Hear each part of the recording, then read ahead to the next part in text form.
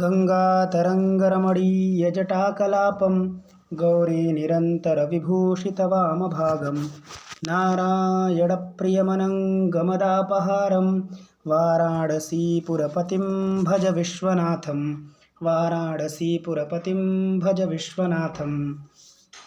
अत्र भवतां समेषां स्वागतं वर्तते। आज हम लोग किरातार्जुनीयम के प्रथम सर्ग का छठा श्लोक पढ़ेंगे। इसके पूर्व हम लोगों ने 5 श्लोकों पर चर्चा कर चुके हैं।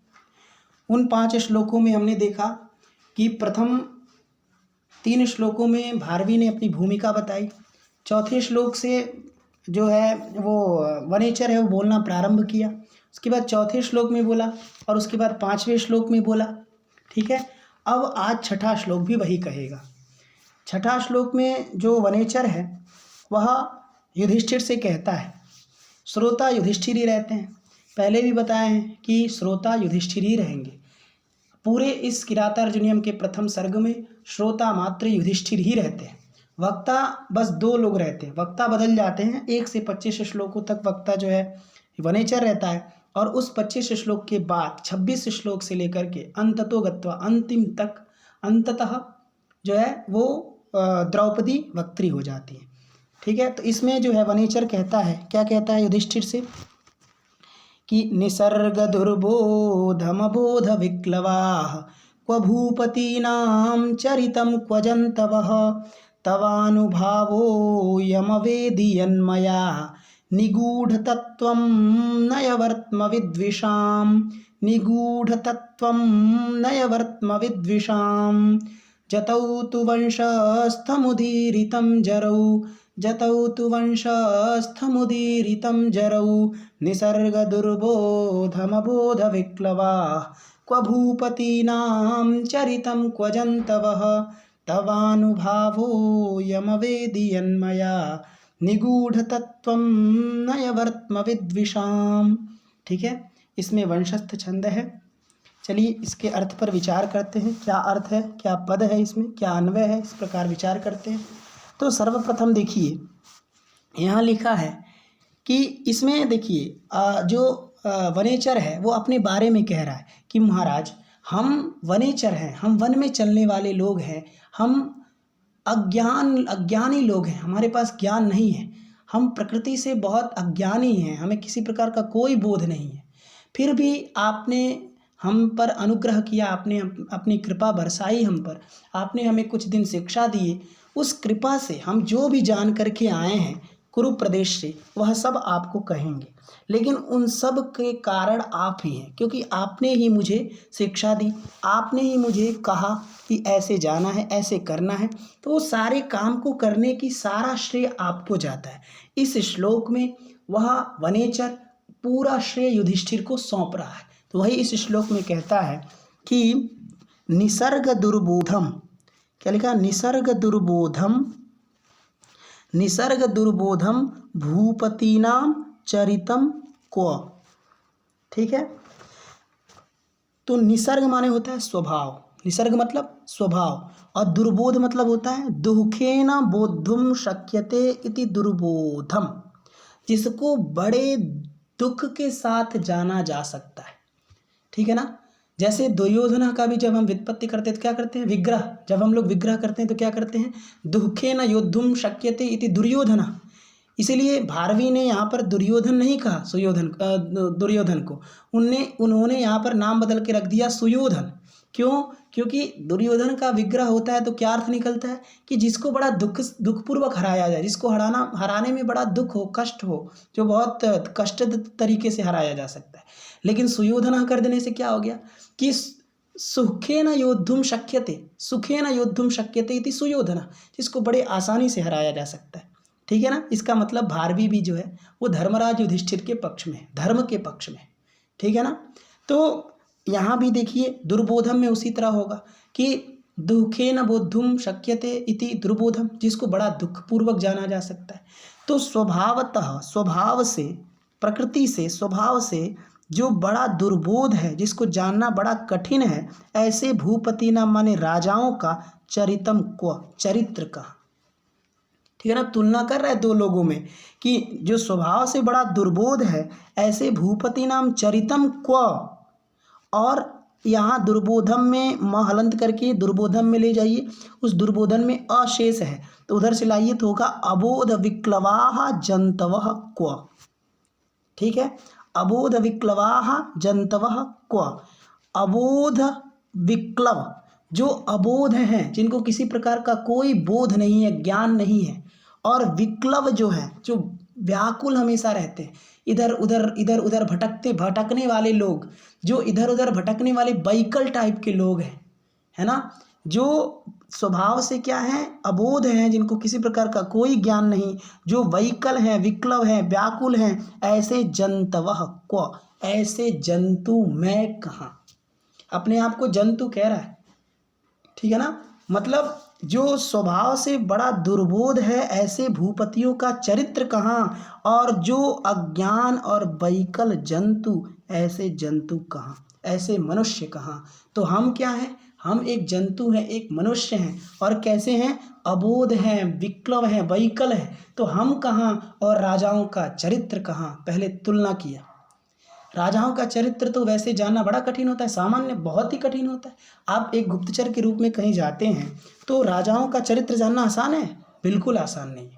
तो और वो एक और उसके लिए माइनस पॉइंट है कि वो तो कुछ जानता ही नहीं था, वो तो सिखाया गया है, कुछ 4-5 महीने प्रैक्टिस कराया गया तब वो गया है ना। इसीलिए कह रहा है कि निसर्ग दुर्बोधम भूपति नाम चरितम क्व और अबोध विक्लवाः जंतवः क्व। ऊपर की 2 लाइन समझ में आया।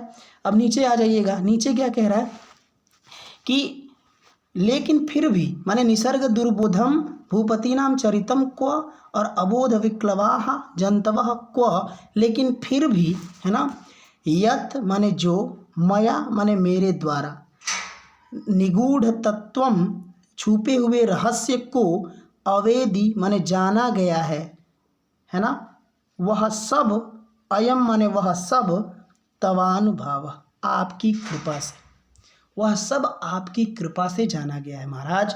लेकिन फिर भी मैं जो भी निगूढ़ तत्व, छुपे हुए रहस्य को जान करके आया हूँ, जाना हूँ, अवेदी, है ना, मया माने मेरे द्वारा, अवेदी जो जाना गया, अवेदी भूतकालिक क्रिया है क्योंकि जान चुका है वो, तो इसीलिए कह रहा है कि मया माने मेरे द्वारा, यत माने जो, अवेदी माने जाना गया, वह सब तवानुभाव, तव माने तव से किसका बोल रहा है, युधिष्ठिर का, युधिष्ठिर से ही तो कह रहा है एकांत में ले जा करके ये सारी बातें, तो कह रहा है तवानुभावः, तवानुभावो यमवेदी यन्मया, माने मेरे द्वारा, यत अवेदी जो जाना गया है, वो सब तवानुभाव, वो सब आपकी कृपा से जाना गया है। ठीक है ना, मैं तो स्वभाव से वैकल और अबोध था, अज्ञानी था, मुझे कुछ नहीं पता था, लेकिन फिर भी जो मेरे द्वारा निगूढ़ तत्व को जाना गया है वो सब तवानुभाव। और वो निगूढ़ तत्व किसका है, तो विद्विषाम शत्रुणाम, शत्रुओं का जो निगूढ़ तत्व है, वो जो निगूढ़म तत्वम यस्य, है ना, निगूढ़म तत्व यस्य राज्ञः, जिस राजा का निगूढ़ तत्व छुपा हुआ रहस्य है, ऐसे छुपे हुए रहस्य को जो मेरे द्वारा जाना गया है वो सब तवानुभाव। ठीक है, और महाराज मैं उस निगूढ़ तत्व को, विद्विषाम माने शत्रुणाम, शत्रुओं का जो निगूढ़ तत्व है, जो छुपा हुआ रहस्य है, वह मैंने नीति मार्ग से जाना है।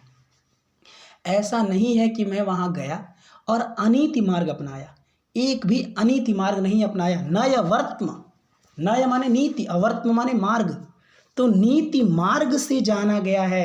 नीति मार्ग के द्वारा विद्विषाम माने शत्रुणाम, निगूढ़ तत्व माने छुपा हुआ रहस्य, मया माने मेरे द्वारा, अवेदी माने जाना गया है।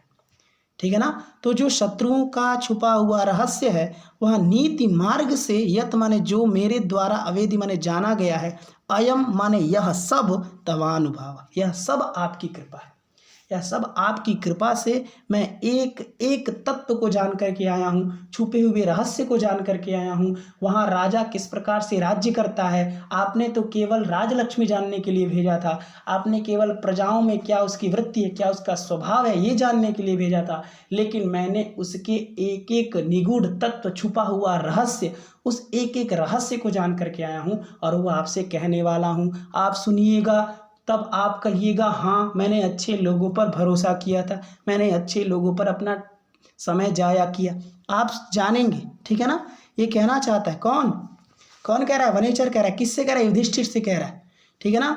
एक बार और देख लीजिए युधिष्ठिर से क्या कह रहा है कि निसर्ग दुर्बोधम और अबोध विक्लवा, ठीक है ना। तो निसर्ग दुर्बोधम भूपति नाम चरितम क्व, ठीक है ना। स्वभाव से बड़ा दुर्बोध है ऐसे राजाओं का चरित्र कहाँ, और अबोध विक्लवा जंतवः क्व, और जो अबोध माने अज्ञानी और विक्लव माने व्याकुल रहने वाले जंतवः मनुष्य लोग कहाँ, ठीक है ना। लेकिन फिर भी यत माने जो, मया माने मेरे द्वारा, अवेदी माने जाना गया, है ना। यत माने जो, मया माने मेरे द्वारा, विद्विषाम माने शत्रुणाम, निगूढ़ तत्वम छुपे हुए रहस्य को, अवेदी माने जाना गया, यह अयम माने यह सब, तवानुभाव आपकी कृपा है ना, आपकी कृपा है। और वो सब मैंने नीति मार्ग से जाना है, उसमें अनीति मार्ग नहीं अपनाया है। वहाँ जाकर के किसी को मैंने हड़काया नहीं, वहाँ जाकर किसी को मारा पीटा नहीं, वहाँ जाकर कोई अन्याय काम नहीं किया, वहाँ जाकर किसी को पैसा देकर घूस दे करके कोई काम नहीं करवाया। वहाँ मैंने एक गुप्तचर का जो कर्तव्य होता है उन सारे कर्तव्यों का पालन करते हुए एक नीति मार्ग से मैंने वहाँ के हर एक तत्व को जान करके आया हूँ, वहाँ के हर एक रहस्य को जान करके आया हूँ, वहाँ के धर्म अर्थ काम मोक्ष को जान करके आया हूँ। वहाँ पर जो नीतियाँ चलती हैं, जो दंड नीति है, राजा का दंड नीति जो होता है वो दंड नीति कैसे चला रहा है, साम दाम दंड भेद कैसे है, उसके धर्म अर्थ काम मोक्ष कैसे हैं, उसके जो षडवर्ग है ना, वो षडवर्ग धर्म अर्थ काम मोक्ष मद मात्सर्य इत्यादि जो षडवर्ग हैं वो उनके कैसे चल रहे हैं, उन सभी रहस्यों को मैं जान करके आया हूँ और मैं आपसे वही कहूँगा, ठीक है ना। समझ में आया, चलिए ठीक है। निसर्ग दुर्बोधम बोध विक्लवा क्व भूपतीनां चरितं क्व जन्तवः तवानुभावो यमवेदियन्मया निगूढ़ तत्वं नयवर्त्म विद्विषाम्। चलिए छठा श्लोक पूर्ण हुआ, अगला श्लोक देखते हैं क्या है।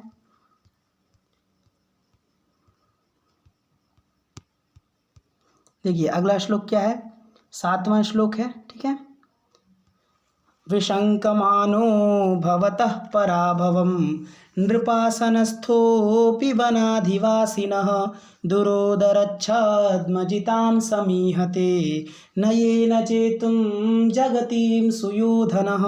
विशंकमानो भवतः पराभवं नृपासनस्थोऽपि वनाधिवासिनः दुरोदरच्छद्मजितां समीहते न येन जेतुं जगतीं सुयोधनः।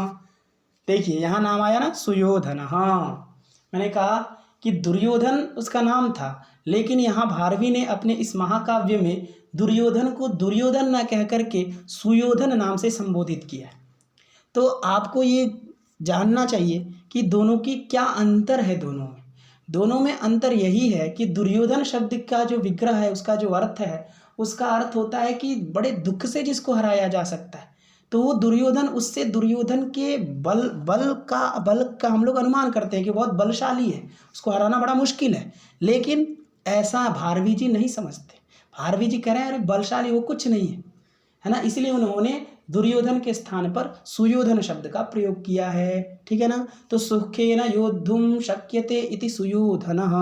तो लिखे क्या, सुयोधनः माने सुयोधन, जिसको दुर्योधन भी कहते हैं, ठीक है। जो दुर्योधन है उसको भारवी ने सुयोधन कहा है। वो पूरे इस महाकाव्य में सुयोधन सुयोधन सुयोधन सुयोधन संबोधित करेंगे, दुर्योधन नहीं कहेंगे, ठीक है ना। आपको ये अपने मानसिक स्थिति में समझ के रखना है कि दुर्योधन और सुयोधन ये दोनों ऑप्शन में आए तो आपको समझ लेना है कि दुर्योधन ही सुयोधन है, सुयोधन ही दुर्योधन है, ठीक है। तो करता है कौन, सुयोधना करता है, और जगतीम ये कर्म है, और क्रिया क्या है, समीहते, ठीक है ना। कर्ता कर्म क्रिया मिल गया हमको। कर्ता क्या है, सुयोधनः जगतीम समीहते।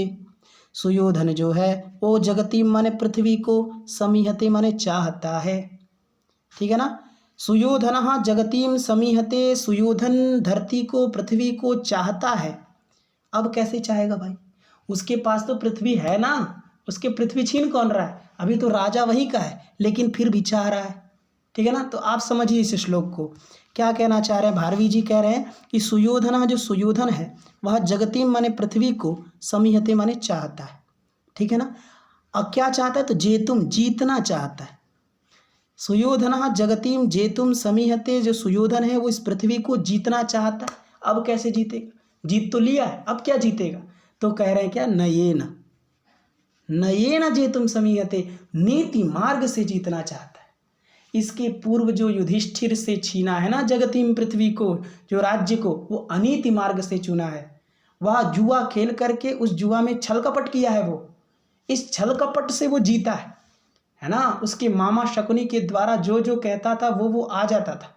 इस कारण से वो बड़े बड़े जुआ में छल कपट के द्वारा वो पृथ्वी को जीता है, तो वो अनीति मार्ग से जीता है। लेकिन अब जो सुयोधन है वह नीति मार्ग से जीतना चाहता है। ऐसा क्यों, ऐसा इसलिए है क्योंकि मान लीजिए अभी तो 12 साल के लिए वनवास में गए हैं वो लोग, वन में निवास करने के लिए गए हैं, और 1 साल अज्ञातवास है। तो मान लीजिए 13 साल के लिए बाहर गए हैं, 13 साल बाद तो आएंगे ना युधिष्ठिर लोग। तो जब आएंगे तो प्रजा विद्रोह करेगी और प्रजा पुनः युधिष्ठिर को ही बनाएगी राजा। तो चाहता है जो दुर्योधन वो चाहता है कि उनके आने के बाद भी हम राजा बने रहें, इसलिए मुझे अब नीति मार्ग से काम करना चाहिए, और युधिष्ठिर जितना काम किए हैं उनसे अधिक हमको काम करना चाहिए। ऐसा सोचता है कौन, दुर्योधन। इसलिए कह रहा है कि सुयोधन जो है वह नयन, अभी कौन कह रहा है, ये वनेचर कह रहा है। किससे कह रहा है, युधिष्ठिर से कह रहा है। तो देखिए युधिष्ठिर से कितना मतलब निगूढ़ तत्व बता रहा है। ये निगूढ़ तत्व ही तो है, ये छुपा हुआ रहस्य ही तो है कि सुयोधन क्या चाहता है। मन की बात पढ़ लिया है वनेचर, और मन की बात पढ़ करके कह रहा है कि सुयोधन जो है वो नयन नीति मार्ग से इस जगती माने पृथ्वी को जेतु माने जीतने के लिए समीयते माने चाह रहा है, इच्छा कर रहा है। समझ में आया। अब यहाँ पर देखिए कुछ विशेषण है। क्या है कि सुयोधना का कुछ विशेषण है। सुयोधना का क्या विशेषण है कि दुरोदरच्छद्म जिताम, सॉरी क्षमा करिए, सुयोधना का विशेषण नहीं है वो जगतीम का विशेषण है। जगतीम क्या है, कर्म है। जगतीम कर्म है। तो कैसा है जगतीम, जगतीम प्रथमा द्वितीया एक वचन है ना, द्वितीया विभक्ति एक वचन जगतीम। तो उसका ही एक विशेषण है कि दुरोदरच्छद्म जिताम। ये ऊपर यहाँ पर अनुस्वार रहेगा, आप यहाँ अनुस्वार छूट गया है, अनुस्वार लिख लीजिएगा। आप लोग पुस्तक से ही पढ़ा करिए तो सही रहे, पीडीएफ में गलतियाँ बहुत रहती हैं, वो तो मजबूरी में दिखाने के लिए पढ़ाना पड़ता है। अन्यथा पुस्तक सामने रहे तो अच्छी बात है, बहुत अच्छी बात है, पुस्तक ही रहना चाहिए सामने, ठीक है। तो दुरोदरच्छद्म जिताम जगतीम, ठीक है ना, दुरोदरच्छद्म जिताम जगतीम सुयोधनः नयेन जेतुम समीहते। मतलब दुरोदर मतलब होता है जुआ, दुरोदर माने जुआ, और छद्म माने छल कपट, छद्म मतलब छल कपट, और जिताम माने दुरोदर माने जुआ के द्वारा छल कपट से जीती गई है जो जगतीम, ऐसे पृथ्वी को नयेन माने नीति मार्ग से जेतुम माने जीतने के लिए समीयते माने इच्छा कर रहा है। कौन, तो सुयोधन। समझ में आया, ठीक है। फिर से एक बार देखिए कि सुयोधनः नयेन जगतीम जेतुम समीहते, और वो जगतीम कैसी, वो पृथ्वी कैसी, वो राज्य कैसा, तो दुरोदरच्छद्म जिताम, दुरोदर माने जुआ, और जुए में छल कपट के द्वारा जिताम माने जीत ली गई है जो जगतीम, ऐसी जगतीम को दुरोदर में जिसने जुआ में बड़ा छल कपट किया और उस छल कपट के द्वारा जिस पृथ्वी को जीता है, उस पृथ्वी को अब नीति मार्ग से जीतना चाहता है, ठीक है ना, सुयोधन। हाँ ठीक है, ये कौन कह रहा है, वनेचर कह रहा है। किससे, युधिष्ठिर से कह रहा है, ये बार बार बता रहे हैं, आप ध्यान में रखिएगा, ठीक है। और देखिए कह रहा है कि इतना ही नहीं है महाराज, वो जीतना तो चाहता है लेकिन आप लोगों से बहुत डरता है, वो बहुत भयभीत रहता है। वो भले उसके पास वो नृपासनस्थ है, वो क्या है, सिंहासन पर बैठा है महाराज, वो तो सिंहासन पर बैठा है ना, वो पूरे कुरु प्रदेश का इस समय राजा है, सारी सेनाएं उसके पक्ष में है, सारी उसकी जल सेना थल सेना जितनी सेनाएं हैं वो सारे उसके पक्ष में हैं। उसके एक इशारे पर सारी सेनाएं उसके काम करने के लिए तैयार हो जाती हैं। लेकिन फिर भी नृपासनस्थोपि, क्या लिखा, नृपासनस्थोपि, नृपासन माने राजा के आसन में स्थितोपि, स्थित रहने पर भी वह सिंहासन पर बैठा है, लेकिन फिर भी भवतः पराभवम, आप लोगों के पराजय की विशंकमानः, शंका करता हुआ सुयोधनः, वह सुयोधन जगतीम समीहते, पृथ्वी को जीतना चाहता है, ठीक है ना। मतलब सुयोधन कैसा है, सुयोधन का ही सब विशेषण है कि सुयोधन कैसा है, तो नृपासनस्थ सुयोधन, वो कैसा है, नृपासनस्थ है, सिंहासन पर बैठा है, लेकिन फिर भी नृपासनस्थोपि, अपि माने भी, अपि माने भी होता है, तो नृपासनस्थोपि माने नृपासन पर बैठे होने पर भी, भवतः माने आपका, भवतः एक वचन किससे कह रहा है, युधिष्ठिर से कह रहा है, तो भवतः माने युधिष्ठिरस्य, भवताम नहीं बोला, भवतः माने आप ही से डरता है महाराज, सबका तो बात छोड़िए, अर्जुन भीम नकुल सहदेव का तो बात छोड़िए, अर्जुन का जो गांडीव है ना, उसकी टंकार अभी वो नहीं, उससे अभी नहीं डर रहा है, अभी आपसे बहुत डर रहा है, अभी उधर अर्जुन की टंकार, भीम का गदा, वो सब अभी वो भूल रहा है, अभी उनको उसको ये सब नहीं पता है, अभी तो आप ही से डर रहा है। भवतः पराभवम माने आपके, पराभवम माने पराजय की, विशंक माना माने शंका करता हुआ वह दुर्योधन चाह रहा है, माने वह जीतना तो चाह रहा है पृथ्वी को, लेकिन उसके मन में शंका है कि कब भीम आ जाए, कब नकुल आ जाए, कब सहदेव आ जाए, कब युधिष्ठिर आ जाए और मुझसे छीन लेगा पृथ्वी, ऐसा वो शंका करता रहता है। अब बताइए कितना निगूढ़ तत्व है, कितना छुपा हुआ रहस्य है, ये रहस्य कोई जान करके आता है, इतना निगूढ़ तत्व जान करके आया है कौन, वनेचर, ठीक है ना। अब देखिए क्या कह दिए कि जो सुयोधन है वो कैसा है, तो नृपासनस्थ है और भवतः पराभवम विशंक मानः है सुयोधन, विशंक मानः में विउपसर्ग है, शंक धातु है और उससे शानच प्रत्यय, शानच प्रत्यय जो है कंटिन्यूअस अर्थ में होता है, बताए भी थे, तो विशंक माना माने शंका करता हुआ वह पृथ्वी को चाह रहा है, माने शंका करता रहता है, वो चाहता तो पृथ्वी को है, लेकिन शंका भी करता रहता है कि कहीं आ न जाए, कहीं आकर हमको हरा न दे, हमको पराजित न कर दे। तो भवतः पराभवम विशंक मानः सुयोधनः जगतीम जेतुम समीहते, पृथ्वी को जीतना चाहता है। और देखो वो कैसा है, तो वो नृपासनस्थ है, वो नृपासन पर बैठा है, और भवतः आप लोग कैसे हैं, वनाधिवासिना, आप वने अधिवसंती, है ना, वन में जो निवास करता है, वन में जो रहता है, ऐसे आप लोग वनाधिवासिना, प्रथमा बहुवचन, ठीक है ना, तो वनाधिवासिना, आप लोग वनाधिवासी हैं, वनाधिवासिना प्रथमा बहुवचन नहीं है, वनाधिवासिना आएगा आपका षष्ठी एक वचन में, क्योंकि भवतः का विशेषण है ना, तो भवतः षष्ठी एक वचन, तो वनाधिवासिना भी षष्ठी एक वचन, तो वनाधिवासिना भवतः, वन में निवास करने वाले आप लोगों के, पराभवम माने पराजय की, विशंक माना माने शंका करता हुआ, सुयोधा माने सुयोधना माने सुयोधन, जगतिम माने पृथ्वी को, नयन माने नीति मार्ग से, जेतुम माने जीतने के लिए, समीयते माने चाहता है, और वो जगतिम कैसी, तो दुरोदरच्छद्मजिताम, जुए में छल कपट से जीती गई है जो पृथ्वी, ऐसी पृथ्वी को अब नीति से जीतना चाहता है वह सुयोधन। समझ में आ गया, चलिए आशा करते हैं समझ में आ गया होगा।